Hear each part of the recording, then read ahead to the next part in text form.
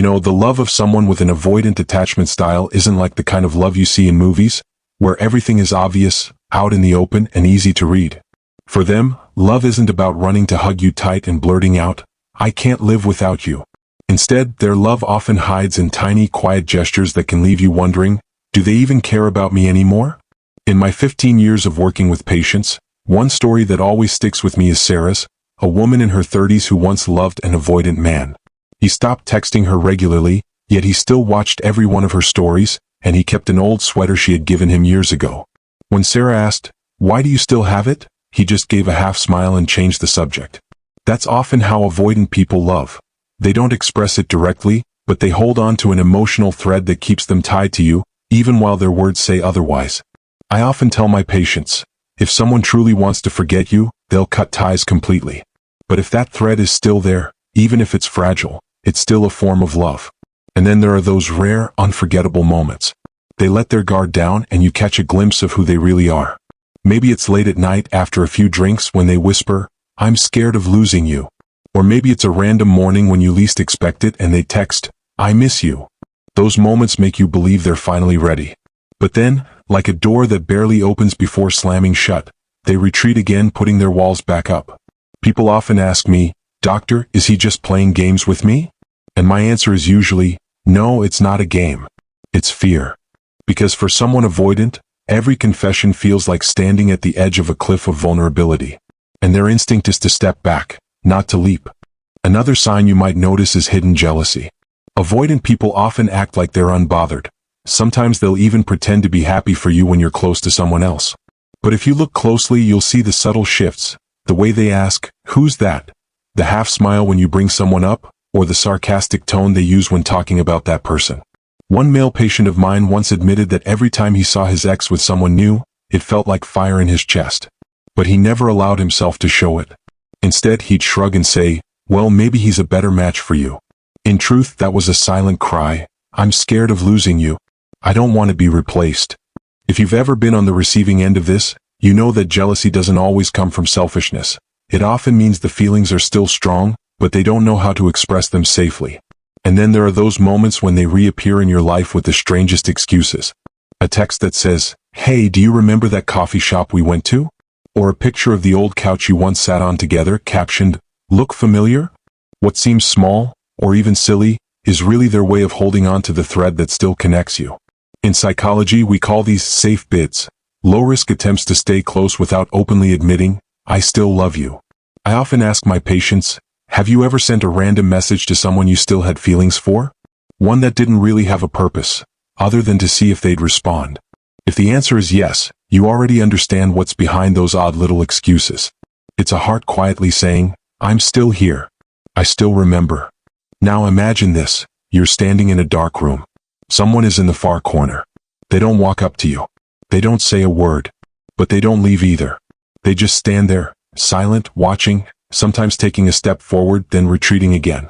That's what love often looks like for avoidant people. A push and pull, torn between wanting closeness and fearing they'll be consumed by it. There's one thing avoidant people can hardly ever hide, no matter how hard they try: their eyes. They might say cold words, act indifferent, even make you believe they've moved on. But if you catch their gaze in an unguarded moment, you'll see the truth. Their eyes soften when you laugh. There's a flicker of pain when you turn away. A quiet longing to come closer, followed almost instantly by a retreat to cover it up. I still remember one patient who confessed, "I can pretend to be angry, I can say I don't care, but every time I look at her, I know I'm not free." Neuroscience backs this up too. Our eyes reveal emotions more powerfully than any words, cutting right through the rational mask. And for someone avoidant, their eyes are often the tiny crack where love slips out. Another sign worth paying attention to is the time they still give you. Avoidant people aren't quick to open their hearts, and their time is their most guarded resource. They may be busy, they may hide behind work as an excuse, but strangely enough, they still show up for the moments that matter. They're there when you need them, even if it's just sitting quietly beside you. One female patient once told me about her avoidant ex. He almost never said, "I love you." But the day she had surgery, he sat outside the operating room for 6 hours straight, refusing to leave no matter who told him to go home. He didn't say much, but his presence spoke louder than words. You matter. For avoidant people, Sometimes those rare hours they choose to spend with you are their purest, most unspoken love language. And here's something interesting. They protect you, but in indirect ways. They don't usually say, "I worry about you." Instead, you'll notice they check if you got home safely, remind you to grab a jacket when it's cold, or quietly fix the wobbly chair in your apartment without ever mentioning it. One male patient once told me, "I never say sweet things. But when she said her car was making a strange noise, I spent the whole evening checking it out and taking it for a drive to make sure it was safe." That's what avoidant love often looks like. Not loud promises, but quiet acts of care you might only recognize in hindsight. And I want to ask you, have you ever noticed someone protecting you in that silent way? Finally, there's one powerful sign that many people overlook. They struggle to fully step into a new relationship. For most people, after a breakup, finding someone new feels natural, a way to fill the empty space. But for someone avoidant, if their heart is still tied to you, opening deeply to someone else doesn't come easily. They might date, they might try to connect, but there will always be distance because a part of their heart hasn't let you go. I once had a patient tell me, "I went out with 3 different women. But every time they got close, I felt something missing, and then I realized I still hadn't forgotten her." That isn't a game. That's the truth. Their heart is still bound even if they deny it. When you look at all these signs, the eyes that can't lie, the precious time they still give you, the indirect protection, the difficulty moving on, you start to see that avoidant love doesn't just disappear the way you might think.